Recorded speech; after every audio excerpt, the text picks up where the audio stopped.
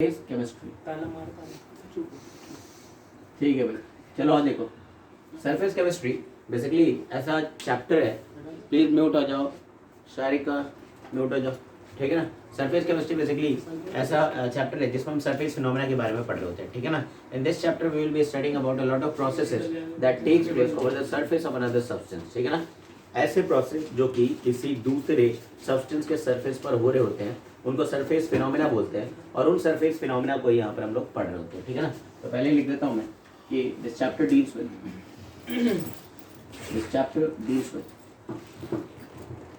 The processes which takes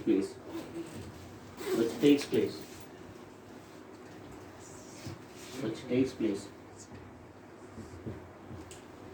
over the surface of another substance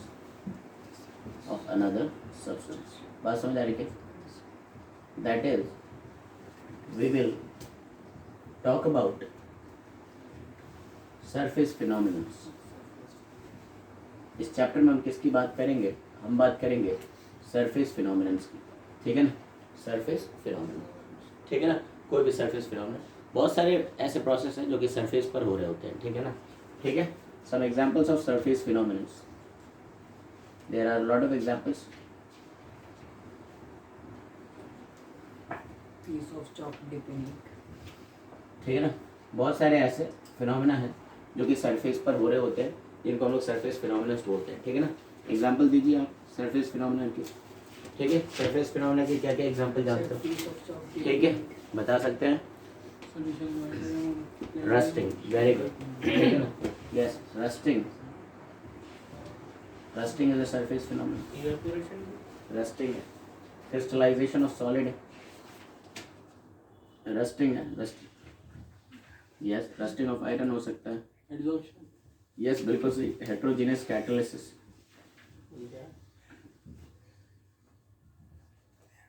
yes, electrode processes जो हमने chapter 3 में पढ़े हैं, बहुत सारे, है ना। हाँ, फ्रोथ फ्लोटेशन प्रोसेस मेटलर्जी में आता है वैसे तो ये, है ना। फ्रोथ फ्लोटेशन प्रोसेसेस, ये सब सरफेस फिनोमेना के एग्जांपल है, ठीक है ना। Decolourization of sugar,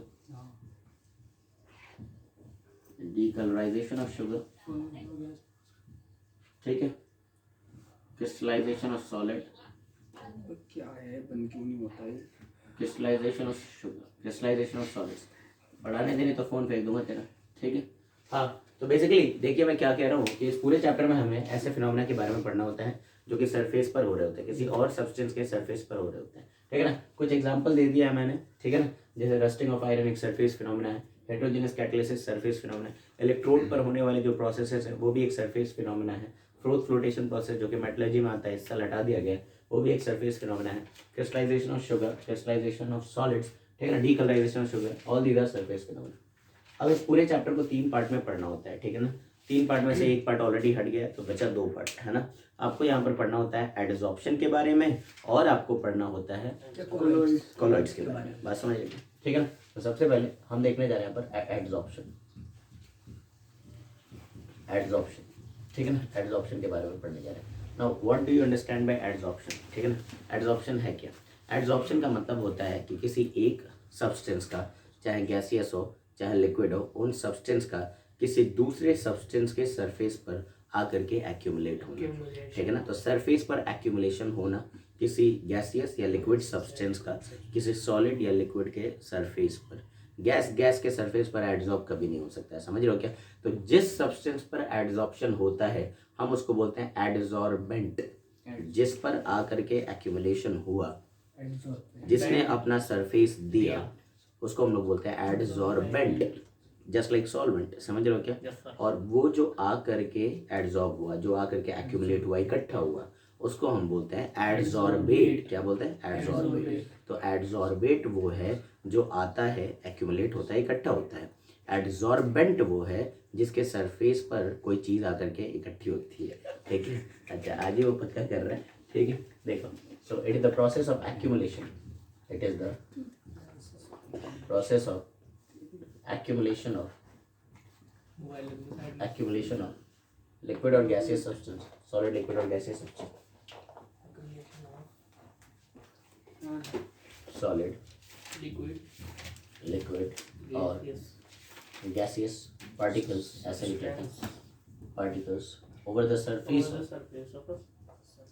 surface of solid और लिक्विड सब्सटेंस। क्या इतनी बात समझ आएगी? सिंपल डेफिनेशन लिखवा रहा हूँ मैं, ठीक है ना।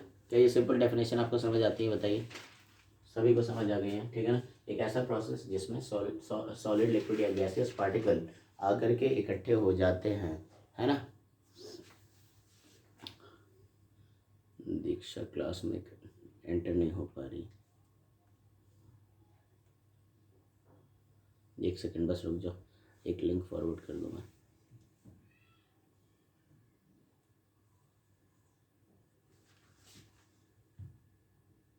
ठीक है, अब यहाँ पर हमने कुछ टर्मिनोलॉजी सीखनी थी, ठीक है ना। 2-3 टर्मिनोलॉजी जैसा मैंने बताया, तो यहाँ पर अब हम देखने जा रहे हैं वो टर्मिनोलॉजी। सबसे पहले हम सीखेंगे कि एडजॉर्बेट किसको बोलते हैं, ठीक है ना। What are adsorbate? Okay, how will you define और एडजॉर्बेट? बताइए, एडजॉर्बेट क्या होता है? वो सब्सटेंस होता है जो एडजॉर्बेंट पर एक्यूमुलेट होता है। तो कोई भी सॉलिड, लिक्विड और gaseous substance which gets accumulated, है ना, ठीक है ना, व्हिच गेट्स एक्यूमुलेटेड। तो substance which gets accumulated, substance which gets accumulated, concentrated, yes, accumulated or concentrated on the surface, आपस में बात करने आओ तो पिट जाओगे, ठीक है ना। On the surface of solid और लिक्विड, इतनी बात तो समझ आ रही ना। इसको हम लोग बोलेंगे एडजॉर्बेंट। नेक्स्ट टर्म आता है आपका एडजॉर्बेंट, ठीक है। एडजॉर्बेंट क्या है? जिस पर एक्यूमुलेशन हुआ, वो सब्सटेंस जिसने अपना सरफेस प्रोवाइड किया एक्यूमुलेशन होने के लिए, ठीक है ना। ओके, तो द सरफेस या जो द सब्सटेंस, ठीक है ना। ऑब्वियसली ये सॉलिड या लिक्विड हो सकता है, सॉलिड या लिक्विड, ठीक है ना। Which provides its surface to accumulation, है ना, और accumulation of adsorbate, है ना, yes sir, of adsorbate is called adsorbent, आराम से पढ़ो, कोई दिक्कत नहीं है, ठीक है ना। उनको हम लोग एडजॉर्बेंट बोलते हैं, पर ये डेफिनेशंस आपको आने चाहिए जो मैं लिख रहा हूँ, ठीक है। ओके, इनको एडजॉर्बेंट बोलते हैं, कोई दिक्कत तो नहीं है, ठीक है। एक एग्जांपल भी आपको पता होना चाहिए, ठीक है। जैसे अगर आप किसी भी चॉक पीस को, ठीक है ना, ले करके अगर आप उसको इंक में डुबो देते हैं और जब उस चॉक पीस को बाहर निकालते हैं तो आप देखते हैं कि उस चॉक पीस के सरफेस पर कोई ना कोई कलर पार्टिकल्स आकर के एक्यूमुलेट हो चुकी है। ये क्यों एक्यूमुलेट हुई है, कैसे पता चला कि सरफेस पर ये एक्यूमुलेशन है? जब आप उस चॉक पीस को वापस से, ठीक है, किसी स्केल से थोड़ा सा स्क्रैच कर दोगे तो वापस से अंदर से वो वाइट टिश्यू दिखेगा, ठीक है ना। मतलब कि जो ऊपर से जो पार्टिकल्स आते हैं ना वो सरफेस पर ही एक्यूमुलेटेड थे, वो बल्क में नहीं गए थे, अंदर तक नहीं घुस गए थे, समझ रहे हो ना। ओके, तो एग्जांपल ये है कि मैंने chalk piece white board is also adsorbent, हाँ वो भी है। आपका जो ब्लैक बोर्ड है उस पर आप चॉक से जो लिख रहे हो तो ये लिख भी पा रहे हो, मैं इस पर भी लिख पा रहा हूँ, yes sir, तो ये भी एक सरफेस फिनोमेना ही एडसॉर्प्शन हो रहा है। जो इसके मार्कर के अंदर जो डाई पार्टिकल्स हैं वो आकर के इस पर इकट्ठे हो जा रहे हैं, है कि नहीं। So when a chalk piece is dipped into ink, the particles of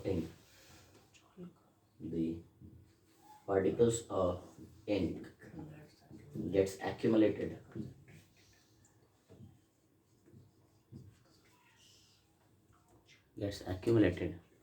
on the surface of chalk, क्या इतनी बात समझ आ रही है? तो ये एक एग्जांपल हो सकता है इस चीज़ को बताने के लिए। एडजॉर्प्शन और डिफ्यूजन हैं? एडजॉर्प्शन और डिफ्यूजन में क्या अंतर है? क्या अंतर है बताओ? देख रहे हो, बीच में पढ़ाई में बीच में उंगल कर देना है। डिफ्यूजन और एडजॉर्प्शन में क्या अंतर है? डिफ्यूजन एक स्पॉन्टेनियस प्रोसेस है, ठीक है। एडजॉर्प्शन भी प्रोसेस है। डिफ्यूजन भी तब तक चल रहा होता है जब तक कि दोनों चैम्बर्स का प्रेशर बराबर ना हो जाए, ठीक है। वहाँ प्रेशर डिफरेंस चाहिए होगा आपको, कंसंट्रेशन डिफरेंस। एडजॉर्प्शन के लिए कोई कंसंट्रेशन या प्रेशर डिफरेंस की रिक्वायरमेंट नहीं है, इतनी बात समझ आ रही क्या? डिफ्यूजन जो है गैस गैस का भी हो सकता है, जबकि एड्सॉर्प्शन गैस गैस का कभी नहीं हो सकता। एड्सॉर्प्शन में सॉलिड ही लिक्विड पर आएगी या लिक्विड ही, ठीक है ना। इस चीज़ को थोड़ा सा ध्यान दें। सवाल बाद में डिस्कस करा लेना, मेरे से सब लिख देंगे, ठीक है ना। ये बात हो गई एग्जाम्पल का। नेक्स्ट अब बताओ, अब एक और टर्म आता है, वो है सॉर्प्शन। पहले तो सॉर्प्शन समझ ये, चलो डिसॉर्प्शन ही देख लेते हैं, दे मिटाने के लिए।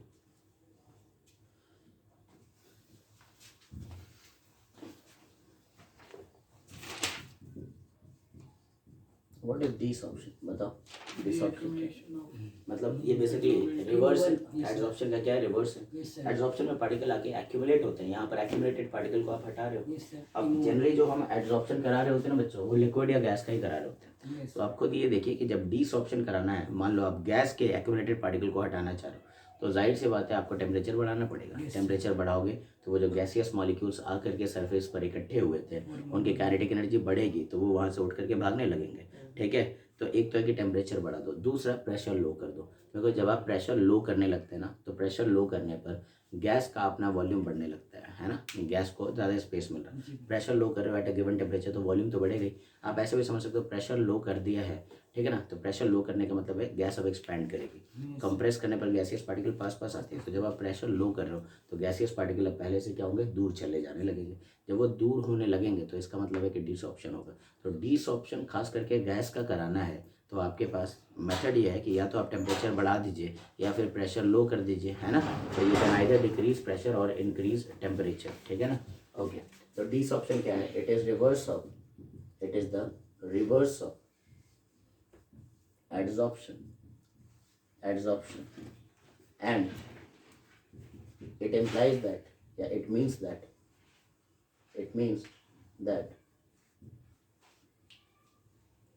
इसको ऐसे लिख लो, it involves the removal of adsorbed या adsorbate ही लिखे, adsorbed particle को adsorbate ही बोलते हैं। The removal of adsorbate from the surface of adsorbent, बोलो। Yes sir. डेफिनेशन समझ आ गई, ठीक है ना। हाँ, यहाँ पर एक चीज़ वही नोट करके लिख देता हूँ मैं। नोट करके क्या बताऊंगा कि गैसियस पार्टिकल्स को अगर आपको डिसॉल्व कराना है, उनको हटाना है, तो तरीका क्या है? टेम्परेचर हाई कर दीजिए, प्रेशर, हाँ। Gaseous adsorbate can be remove. सबने पढ़ लिया है, जिन्होंने नहीं पढ़ा है उनको समझ आ जाए, इसलिए थोड़ा स्लो पेस पे ही चल रहा हूँ अभी। गैसेस एडसॉर्बेट कैन बी रिमूव्ड या dissolved can be removed by either increasing temperature or decreasing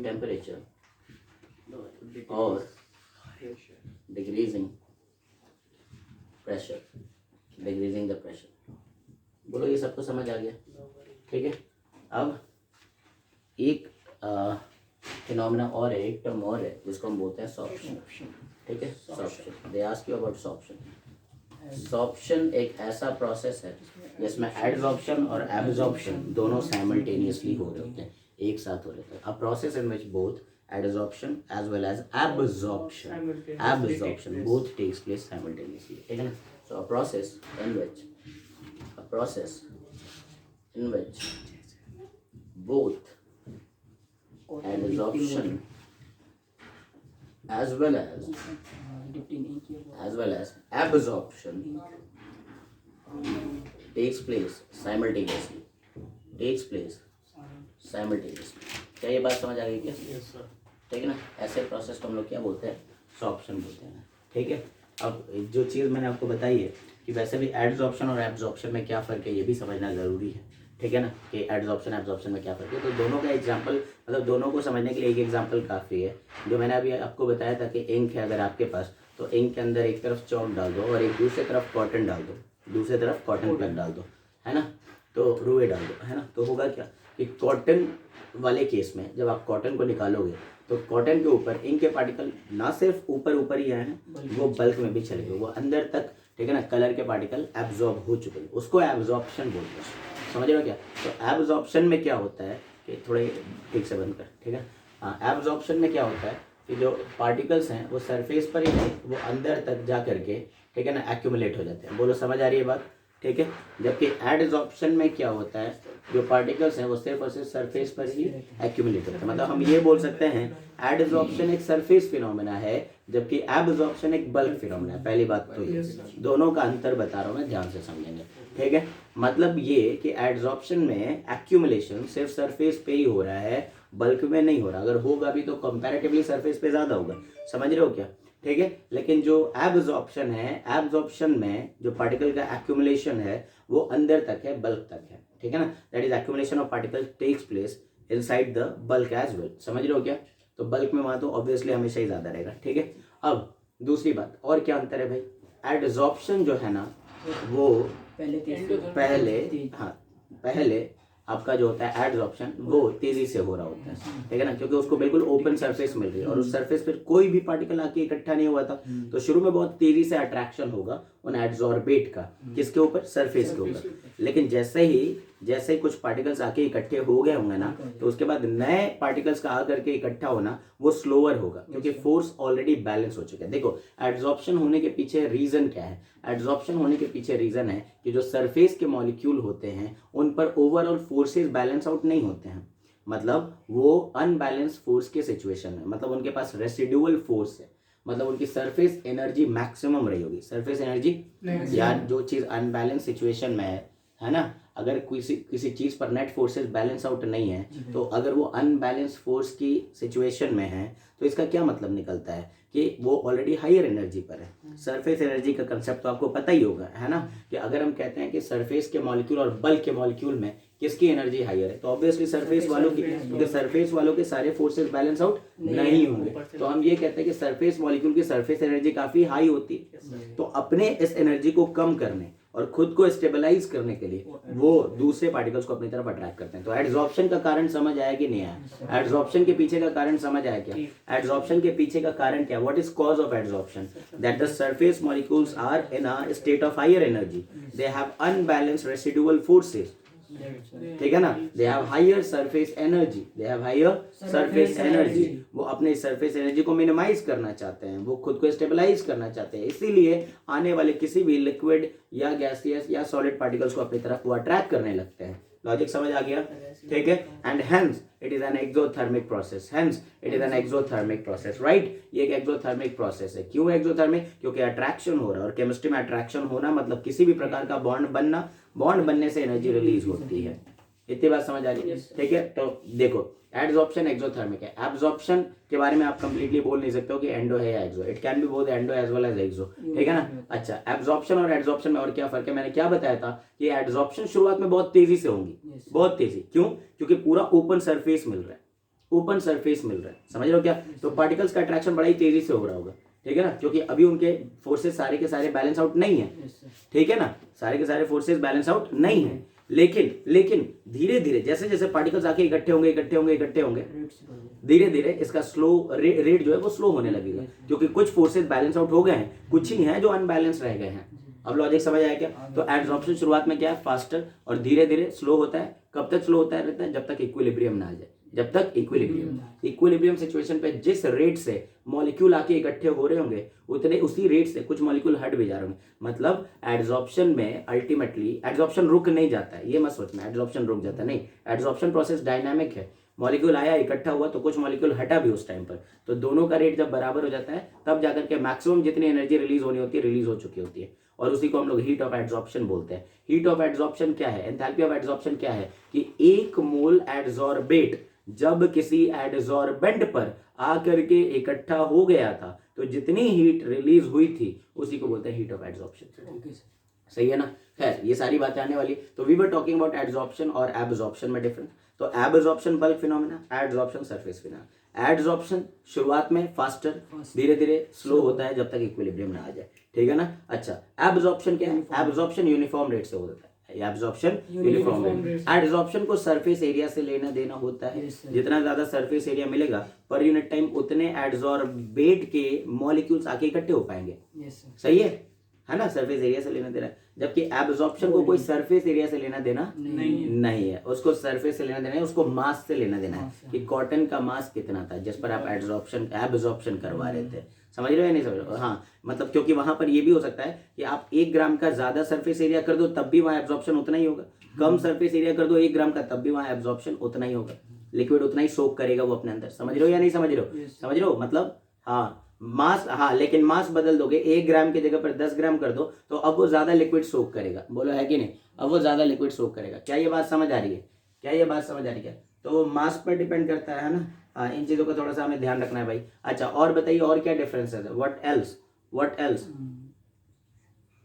absorption adsorption में और क्या फर्क है बताओ, बोलो भाई, कुछ और पता है? हाँ ये चीज पहले बता दिया, सरफेस फिनोमेना में ही ये बात हम लिख देंगे, ठीक है ना। हाँ और कुछ है दिमाग में आपके? चलिए इन चीजों को अब लिखने जा रहे हैं हम लोग, ठीक है ना। हाँ हाँ नहीं चल, एब्जॉर्प्शन के एब्जॉर्प्शन का अंतर बता रहे थे, फोटो लो एक बार। वो मेरे दिमाग में चल रहा था। हाँ लिखिए, we are going to see the topic adsorption versus absorption. ये भी डिफरेंस इंपॉर्टेंट है, आ जाता है एग्जाम में, है ना। कि एडजॉर्प्शन और एब्जॉर्प्शन में फर्क बताए। जो बच्चे कंटिन्यूसली रहेंगे भाई आपका ही फायदा है, जो बच्चे हटेंगे बीच बीच में नुकसान है, ठीक है। अपना ये रिवाइज कर लो, इस टॉपिक को रिवाइज करने के लिए कई बच्चे इंतजार कर रहे थे। ये रहा एडजॉर्प्शन का कॉलम और ये रहा एब्जॉर्प्शन। हाँ जी, छोटे छोटे पॉइंट्स लिखो, छोटे छोटे आसान से पॉइंट्स लिखो जो आप एग्जाम में बता सको, ठीक है। Adsorption, it is a surface phenomena, it is a surface phenomena, it is a surface phenomena, right? Okay, what about absorption? It is a bulk phenomena. आसान छोटे छोटे पॉइंट, एग्जाम आ रहे हैं तो कुछ पॉइंट दिमाग में होने चाहिए, है ना। डिफिकल्ट सेंटेंसेस में इस वक्त लिख के प्रैक्टिस मत करो, है ना। हाँ तो ये एक सरफेस फिनोमेना, ये एक बल्क फिनोमेना है। दूसरा एब्जॉर्प्शन में पार्टिकल्स का एक्यूमुलेशन सरफेस पर होता है, इसमें बल्क में भी जाता है। तो इस चीज को भी लिख सकते हो कि it involves the accumulation, it involves the, हाँ वही बात है, it involves the accumulation of particles only at the surface, ठीक है ना। जबकि इसमें आप बोल सकते हो कि it involves the absorption या accumulation है, accumulation of particles inside the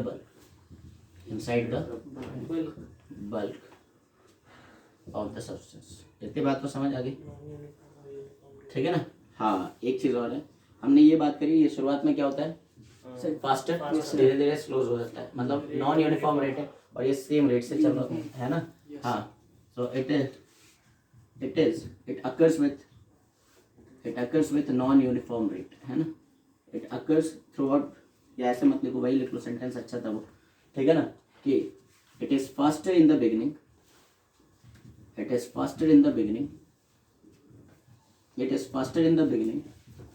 and slows down till the equilibrium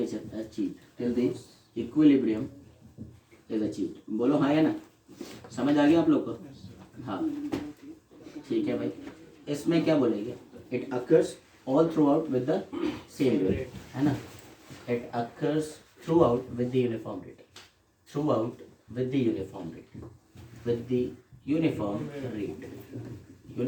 rate, क्या ये भी बात समझ आ गई है? ठीक है। अच्छा मास और सरफेस वाली बात हो गई थी, है ना। It is concern with the mass of the substance, it is concern with the mass and this one is concern with the surface, ठीक है ना। So it is not dependent on mass of the substance, rather it is dependent on surface area, बोलो है कि नहीं। जबकि इसमें क्या बोल सकते हो आप कि ये मास पे डिपेंड करता है, सरफेस पर नहीं डिपेंड करता। सो इट प्लीज म्यूट हो जाओ। It is it is not dependent on, mute हो जाओ, surface. It is not dependent on the surface area,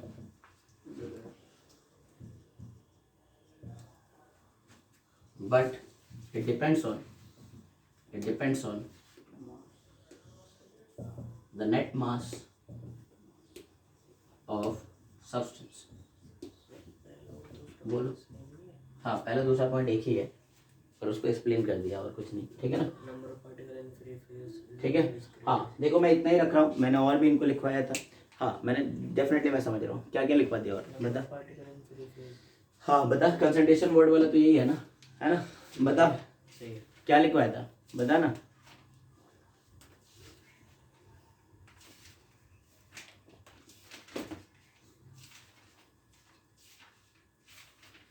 किस वाले में, एडजॉर्प्शन में, है ना, सरफेस पे डिफरेंट होगा। देखो एक चीज़ ये बताया था मैंने, फ्री फॉर्म में कितने पार्टिकल्स रह गए हैं, कहाँ पर ज़्यादा कहाँ पर कम, ठीक है ना। तो यहाँ पर फ्री फॉर्म में अभी पार्टिकल्स जो रहे होंगे वो ज़्यादा रहे होंगे, यहाँ पर फ्री फॉर्म में पार्टिकल्स कम रहे होंगे। तो ये सब एक्स्ट्रा पॉइंट लिखवाए हैं मैंने, ठीक है ना। आपको कम से कम ये 4 पॉइंट्स नहीं आने चाहिए। बोलो बात समझ आ रही क्या, एक एक एग्जाम्पल लास्ट में लिखना आना चाहिए, ठीक है ना। हाँ एग्जाम्पल बताइए, एडजॉर्प्शन के एग्जाम्पल लिखवाए हैं मैंने कुछ, Yes sir. बता सकते हो, बोलो। हाँ देखो, एक तो है decolourisation of sugar, of raw sugar. Raw sugar जो होते हैं वो, कच्ची ठीक है, ये हाइड्रोजन ठीक है। नेक्स्ट जो है आपका platinum. N2, nitrogen gas is adsorbed on mica, Yes sir. लिखवाया क्या, adsorbed on mica. what is my हाँ और hydrogen on platinum. Good, animal charcoal. Ammonia gas is adsorbed on, animal charcoal या wooden हाँ adsorbed on wooden या animal charcoal. और वो क्या था, हाँ तो थोड़ा डिसेंट एग्जांपल दो, Silica वैसे तो हो ही जाएगा कि तुमको भाई, ठीक है ना, नाली में डुबो करके निकाल दूं तो तुम्हारे भी सरफेस पर एडजॉर्प्शन हो जाएगा, है कि नहीं भाई। तुम जब नहा रहे होते हो, है ना, तो साबुन के झाग तुम पे एडजॉर्ब हो जाते हैं, ठीक है ना। तुम शैम्पू लगाते हो इधर उधर, ठीक है, तो वो भी एडजॉर्प्शन है। तो वैसे तो बहुत एग्जांपल है मेरे पास, ठीक है ना, पर डिसेंट एग्जांपल देंगे, अब ये थोड़ी बताएंगे, ठीक है ना। पानी तुमने पी लिया, ठीक है ना, अब रुक जाओ, पानी तुमने पी लिया है तो वो एब्जॉर्प्शन है, तुम्हारी बॉडी ने सोक कर लिया पानी को, ठीक है ना। लेकिन अगर पानी, ठीक है ना, समझ जाओ यार, ठीक है। तेल लगा ना. हाँ तेल अभी तो मैं लगाएंगे, ठीक है, मत ले अभी, ठीक है, कह रहा हूँ पढ़ान दे, ठीक है। क्या बताऊँ, हाँ तेल एडजॉर्प्शन सरफेस पे है, अंदर भी तो जाता होगा. अंदर तेरे सिर में से घुस जाता है सारे, हैं, चलेंगे जड़ों में जाता. जड़ों में जाता है तो भाई पोर्स हैं तेरे पास, इसलिए थोड़ा बहुत एब्जॉर्प्शन हो जाता है, ठीक है ना। हाँ हाँ ठीक है, हाँ टेंशन मत ले, वो सॉप्शन है एक तरह से, ठीक है ना। हाँ लेकिन अगर वो तू कान में डाल लेता है तो वो एब्जॉर्प्शन है, ठीक है? कान बोला है मैंने, अबे कान बोला है, ठीक है। हाँ चलो देखो, हाँ एग्जाम्पल देखो इनके एब्जॉर्प्शन के बताओ, ठीक है। कॉटन को इंक में हाँ। डालकर निकालना, कॉटन डिप्ड इन, और Ink. Sponge in water. ठीक है, हाँ भाई sponge in water, Yes sir. Sponge. Ammonia पानी में एब्जॉर्ब होता है, ammonia is absorbed in water, in water. बोलो ये भी एग्जांपल बताइए। वो बनता है ना अमोनियम, हाँ और भी बताएं क्या एग्जांपल। हाँ मॉइस्चर, हाँ एनहाइड्रस, हाँ मॉइस्चर नमी, इज एब्जॉर्ब्ड बाय एनहाइड्रस ना, एनहाइड्रस, ये सब एनहाइड्रस कैल्शियम क्लोराइड, ठीक है ना। तो ये कुछ एग्जांपल है भाई, आपको कुछ तो एग्जांपल आने चाहिए। देखो मैंने छोटे छोटे पॉइंट्स लिखे हैं, है ना, हल्के हल्के पॉइंट्स लिखे हैं, इनका थोड़ा सा ध्यान देना, ठीक है ना। आप एग्जाम में लिख सको जब ये पूछा जाए आपसे, ठीक है, कॉपी करो। Why does adsorption takes place? Adsorption क्यों हो रहा है, ठीक है। तो इसका आंसर ये है कि एड्जॉर्प्शन इसलिए हो रहा होता है क्योंकि जो सरफेस पर मॉलिक्यूल्स होते हैं उन पर ओवरऑल सारे फोर्सेस बैलेंस आउट नहीं होते हैं, तो वो ऑलरेडी एक हायर पोटेंशियल एनर्जी की सिचुएशन में है, डाउनवर्ड. उन पर नेट फोर्सेस बैलेंस आउट नहीं है, मतलब उन पर कुछ रेसिडुअल फोर्सेस है जिसकी वजह से उनका जो सरफेस एनर्जी होता है वो काफ़ी हाई होता है। अपने इस सरफेस एनर्जी को बैलेंस आउट करने के लिए वो किसी भी दूसरे पार्टिकल से एक तरह का अट्रैक्शन फोर्स लगाने लगते हैं, उनको अपनी तरफ खींचने लगते हैं ताकि ऊपर से भी फोर्सेस बैलेंस हो जाए। उन पर नेट डाउनवर्ड पुल ही तो लग रहा होता है, उन पर ओवरऑल नेट डाउनवर्ड पुल लग रहा होता है, बोलो है कि नहीं। लेकिन जो बल्क में रखा हुआ उस पर सारे के सारे फोर्सेस बैलेंस आउट होते हैं, बोलो है कि नहीं। यही कहानी है कि नहीं। तो हम यही बोल सकते हैं कि surface molecules are not equally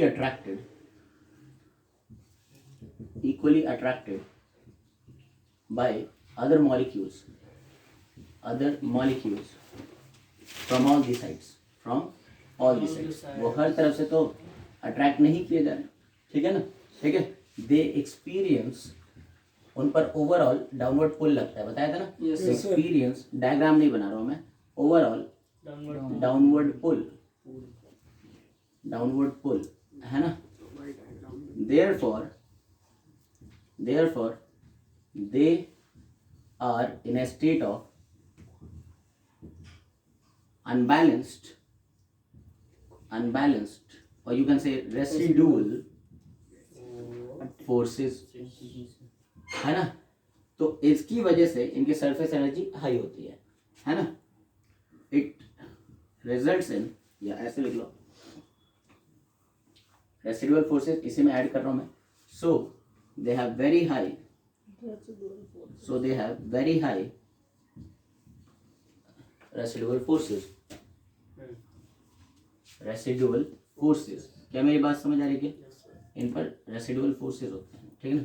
very high residual forces, या सर ये लिख दो, ऐसे लिख लो, surface energy. They are very high surface energy. इतनी बात समझ आई क्या?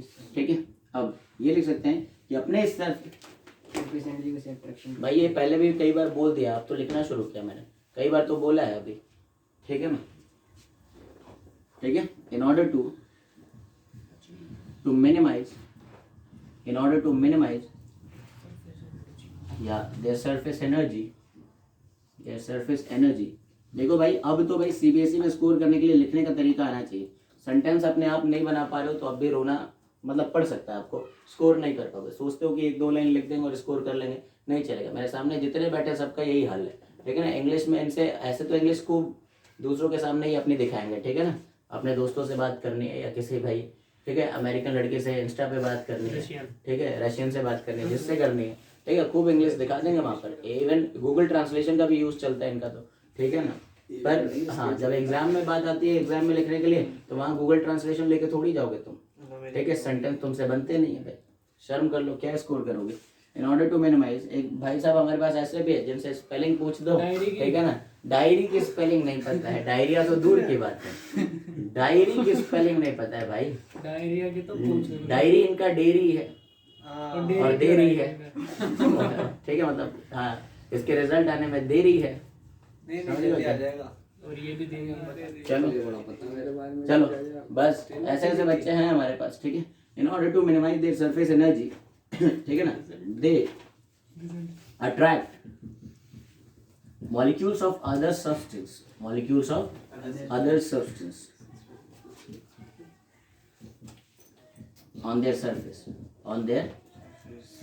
बोलो, ये बात समझ आ रही थी? ठीक है, यही इंग्लिश सीखे ही होते हैं। Attract molecules of other substance, चूतियों की बात मेरे सामने नहीं, ठीक है। In order to minimize their surface energy they attract molecules of other substance on their surface. इतनी बात समझ आ रही है क्या? ठीक है, तो ये बात हो गई हमारी कि ये क्यों दूसरों को अट्रैक्ट करते हैं, ठीक है ना, क्यों एब्जॉर्प्शन हो जाता है। अब ये समझ रहे हैं कि why is absorption exothermic. Absorption एक एक्सोथर्मिक प्रोसेस बनता है ना, यस राइट, लेकिन थर्मोडायनेमिक्स से समझाएंगे इसको। ये तो एक लॉजिकल एक्सप्लेनेशन हो गया, ये तो एक लॉजिकल एक्सप्लेनेशन हो गया, ठीक है ना। लॉजिकल एक्सप्लेनेशन क्या है? हाँ, आप लिख सकते हो, because there occurs the formation of bonds, चाहे वीक या strong, between adsorbate and adsorbent. ये चीज़ तो ठीक है भाई, इसमें तो कोई दिक्कत है नहीं, ये तो लिख सकता है कोई भी बच्चा, लेकिन इसको थर्मोडायनेमिक्स से समझाना है, ठीक है ना। अगर आ गया कि एक्सप्लेन थ्रू थर्मोडायनेमिक्स, तब भी आपको समझाना पड़ेगा एक्सप्लेनेशन थ्रू थर्मोडायनेमिक्स, या आप इसको ऐसा टॉपिक मान लें, it is thermodynamics of adsorption. बोलो है कि नहीं, यस सर। है ना। अगर एड्सॉर्प्शन के दौरान थर्मोडायनेमिक्स क्या है वो समझना चाह रहे हैं तो इस तरीके से समझ सकते हैं। देखो भाई, अकॉर्डिंग टू थर्मोडायनेमिक्स हर वो प्रोसेस जिसका डेल्टा जी नेगेटिव होगा वो स्पॉन्टेनियस होगा। स्पॉन्टेनियस होगा। एड्सॉर्प्शन स्पॉन्टेनियस है, वो तो हमारे आसपास भी चल रहा होता है ना। किताबें तो अब पढ़ने लगे, शुरुआत में किताब खरीद के 2-3 महीने रख दिया था, उस पर धूल आकर के एड्सॉर्ब हो चुके थे, बोला है कि नहीं, डस्ट पार्टिकल। अब तो आजकल लिख रहे हो तो उस पर कोई एक्यूमुलेशन नहीं हो पा रहा है। खैर, तो कहने का मतलब अपने आप होता है, इस बात को तो कोई डिनाई कर नहीं सकता है, तुम भी डिनाई नहीं कर सकते, हाँ से एड्सॉर्प्शन होता है, ठीक है ना। अगर ये स्पॉन्टेनियस है तो delta G of adsorption will always be negative, delta G negative. अगर एड्सॉर्प्शन हो रहा है तो डेल्टा जी नेगेटिव होगा। अब डेल्टा जी जो है वो delta H minus T delta S के बराबर होता है। Delta G is equals to delta H minus T delta S. Delta H को क्या बोलते हैं, enthalpy change. Enthalpy change, delta H is called enthalpy change या heat change, and delta S is called entropy change. Entropy is a measure of randomness. अगर किसी process में randomness बढ़ी है तो एंट्रोपी बढ़ी है, और एंट्रोपी बढ़ी है तो डेल्टा एस पॉजिटिव है। लेकिन अगर किसी प्रोसेस में एंट्रोपी घटी है, रैंडमनेस घटी है, एंट्रोपी घटी है, तो delta S of the reaction is going to be negative. इतनी बात तो हम सभी चीज़ जानते हैं, ठीक है ना। अब किसी प्रोसेस में, ठीक है ना, पार्टिकल्स ही धीरे धीरे एक्यूमुलेट होने लगे हैं, तो उन पार्टिकल्स का, किन पार्टिकल का, एड्सॉर्बेट के पार्टिकल्स का मॉलिक्यूलर मोशन धीरे धीरे सीज हो रहा है, रुक रहा है, वो कैद होते जा रहे हैं, उनकी रैंडमनेस खत्म होते जा रही है, बोलो है कि नहीं। So as adsorption takes place, the motion, the molecular motion of the adsorbate molecules ceases. Cease होने का मतलब रुकना, बंद होना, समझ रहे हो क्या, कम होना। तो जैसे जैसे उनका मॉलिक्यूलर मोशन सीज हो रहा है, उनकी काइनेटिक एनर्जी घट रही है, एनर्जी से मत रिलेट करो, उनकी रैंडमनेस घट रही है। रैंडमनेस घट रही मतलब डेल्टा एस क्या होगा इसका, नेगेटिव। क्या इतनी बात समझ आ गई कि एड्सॉर्प्शन के दौरान डेल्टा एस होता है नेगेटिव। क्या इतनी बात सभी को समझ आ गई, ठीक है ना। हाँ, तो यहाँ पर हम समझ रहे हैं कि, देखते हैं यहाँ पर, ठीक है ना, कि एंट्रोपी फैक्टर पहले देख लेते हैं। एंट्रोपी फैक्टर पहले इसको समझ लेते हैं, ठीक है। एंट्रोपी फैक्टर हम यहाँ पर ये ले सकते हैं कि as adsorption takes place, as adsorption takes place, randomness और entropy decreases because molecular motion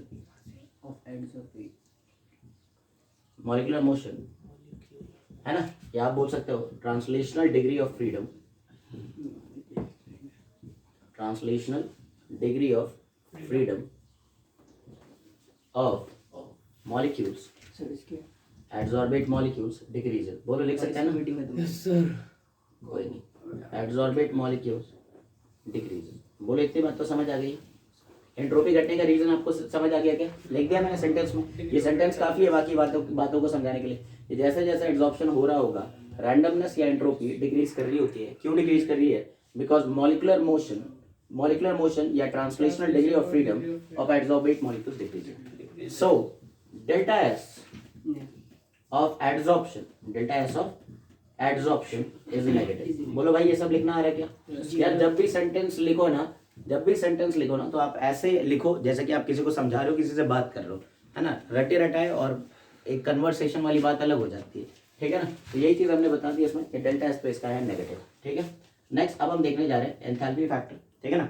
यहाँ से हम देख रहे हैं कि from Gibbs Helmholtz equation, Gibbs Helmholtz equation सभी को पता है क्या होता है। Gibbs Helmholtz equation, delta G is equals to delta H minus T delta S, ठीक है ना। है ना, थर्मोडायनेमिक्स में, हाँ, ये डिराइव किया जाता है, delta G equals to delta H minus T delta S. हाँ, थर्ड लॉ वगैरह जब पढ़ाया जाता है। सीज होना, बंद जाना, मॉलिक्यूलर मोशन या ट्रांसलेशनल डिग्री ऑफ फ्रीडम, हाँ चलो खैर, फ्रॉम गिव्स Helmholtz equation delta G equal to delta H minus T delta S, ठीक है ना, we can say that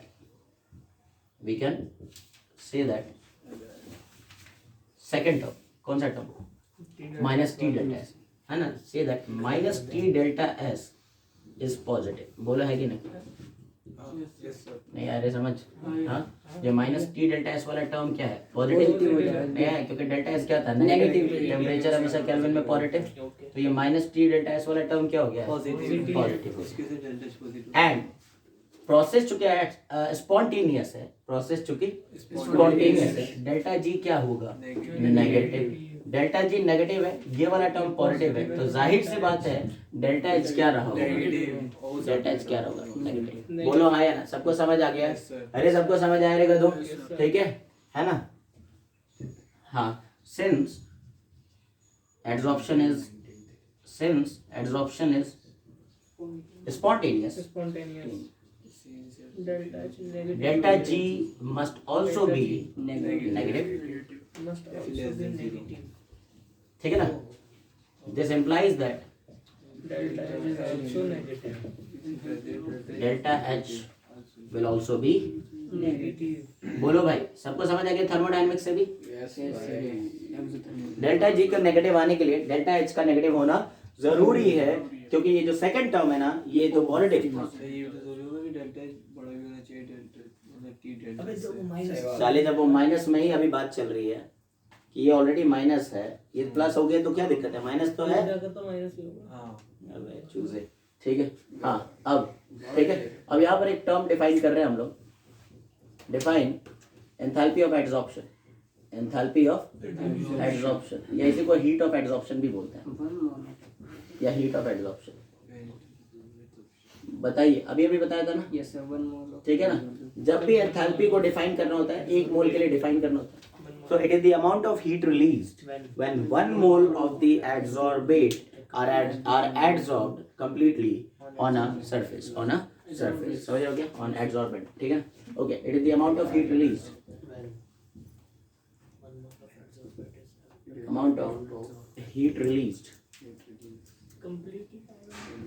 when 1 mole of adsorbate molecules are adsorbed completely on a unit area, लिख रहा हूँ मैं, unit area of adsorbent surface, देखो area भी तो एक इम्पोर्टेंट टर्म है ना, अगर आप किसी भी प्रोसेस में एंथैल्पी ऑफ एड्सॉर्प्शन निकाल रहे हो, तो एंथैल्पी ऑफ एड्सॉर्प्शन देखने के लिए जो आपने सरफेस लिया था ना, वो उसका भी तो एक फिक्स डायमेंशन लोगे, तब तो 1 मोल के लिए डिफाइन करोगे, अब इस 1 मोल को ज्यादा सरफेस एरिया दे दोगे तो ज्यादा हीट वहाँ रिलीज हो जाएगा, कम सरफेस एरिया दोगे तो कम हीट, क्योंकि भाई वो 1 मोल सारे के सारे, समझ लो क्या, तो सरफेस एरिया को भी हाँ लेना, फिक्स करना जरूरी रहेगा वहाँ पर, कुछ समझ आ रही है बात, जल्दी बताइए, समझ आ रही है बात, ठीक है, समझ गए, अच्छा, अब ठीक है ना, अल्टीमेटली यहाँ पर इक्विलिब्रियम आ जाती है, इस चीज को भी हम समझने जा रहे हैं, ठीक है ना, कि during adsorption, as adsorption takes place, note करके यहाँ पर लिख रहा हूँ कि एज एड्सॉर्प्शन टेक्स प्लेस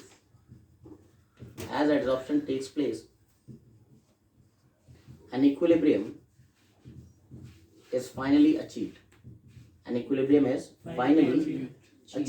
है ना, जैसे जैसे एड्सॉर्प्शन होगा एक इक्विलिब्रियम फाइनली आ जाती है, और जब इक्विलिब्रियम आ गई तो इसका क्या मतलब है, प्रोसेस रुक गया क्या, नहीं चलता है, इक्विलिब्रियम एक ऐसी सिचुएशन है जिसमें प्रोसेस रुकता नहीं है, प्रोसेस डायनामिक है, ठीक है ना, लेकिन हाँ दोनों अपोजिट डायरेक्शन में वो सेम रेट से चल रहे हैं, इसमें कौन से 2 अपोजिट प्रोसेसेस चल रहे हैं, मॉलिक्यूल्स का आकर के एड्सॉर्ब होना और जो एड्सॉर्ब्ड थे उनका हटना, यही 2 अपोजिट प्रोसेसेस काम कर रहे हैं, तो हाँ राइट, ठीक है ना, तो मैं क्या बोल सकता हूँ कि अल्टीमेटली जब इक्विलिब्रियम आई है तो rate of adsorption and rate of desorption दोनों बराबर हो गया, लेकिन प्रोसेस रुका हुआ नहीं होता है, समझ रहे हो क्या, ठीक है ना, हाँ, achieve and at this condition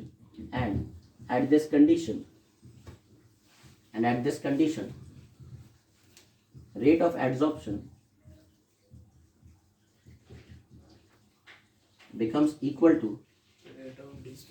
equal to the rate of desorption, rate of desorption. बोलो है कि नहीं? ठीक है, इसको आप एक्सप्लेन कर सकते हो इसी गिब्स हेल्महोल्ट्ज इक्वेशन से भी, इसको एक्सप्लेन कर सकते हो इसी गिब्स हेल्महोल्ट्ज इक्वेशन से भी। कैसे एक्सप्लेन कर सकते हैं? इक्विलिब्रियम आ चुका हो तो डेल्टा जी की वैल्यू हो जाती है जीरो। सभी को पता है इक्विलिब्रियम की ये खास बात है कि delta G of the process become zero. Electrochemistry में भी देखा था जब हमने वो इक्वेशन लिखा था delta G equals to delta G naught plus 2.303 RT log QC, और वहां से इक्विलिब्रियम कांस्टेंट का डेरिवेशन किया था मैंने, याद है क्या? चलो ठीक है। हाँ देखो मैं क्या बोल रहा हूँ, इक्विलिब्रियम पर डेल्टा जी क्या हो जाता है? जीरो। कैसे जीरो है इस चीज को समझिए। जैसे जैसे एड्सॉर्प्शन होगा होगा होगा डेल्टा एस उतना ही नेगेटिव नेगेटिव नेगेटिव, जिसकी वजह से माइनस टी डेल्टा एस वाला टर्म उतना ही पॉजिटिव पॉजिटिव पॉजिटिव। कोई समझ आ रहा है? As the adsorption takes place delta S will become more and more negative, so the minus T delta S terms becomes more and more positive. ये बात समझ लो। अभी ये जितना नेगेटिव होता जाएगा, अभी शुरू में -1 है, फिर -2 है, फिर -3, तो उतना ही ये पॉजिटिव में बढ़ रहा है ना। Yes sir. और जितना एब्जॉर्प्शन हो रहा होगा उतना ही ये नेगेटिव एनर्जी रिलीज भी हो रही है। सही है, तो ये वाला टर्म उतना ही negative. So as absorption takes place ना, delta H becomes more and more negative, and this minus T delta S terms become more and more positive. एक मोर पॉजिटिव की तरफ जा रहा है, एक मोर नेगेटिव की तरफ जा रहा है। एक टाइम आएगा जब दोनों का मैग्नीट्यूड हो जाएगा बराबर, उस वक्त डेल्टा जी हो जाएगी जीरो, तो इक्विलिब्रियम आ चुकी होगी। बोलो है कि नहीं? बोलो है कि नहीं रे? समझ रहे हो क्या? ठीक है ना? हाँ, so at equilibrium delta G becomes zero, ठीक है ना? कैसे होता है ये? During adsorption delta S becomes more positive. अच्छा, डेल्टा एस जैसे मतलब नेगेटिव होता है जिससे से more and more negative, negative. so minus t delta s becomes more and more positive, more and more positive। क्या ये बात समझ आ गई क्या? ठीक है। also with adsorption delta h becomes more and more negative। बोलो है कि नहीं? Yes sir. More and more negative, ठीक है ना? After some time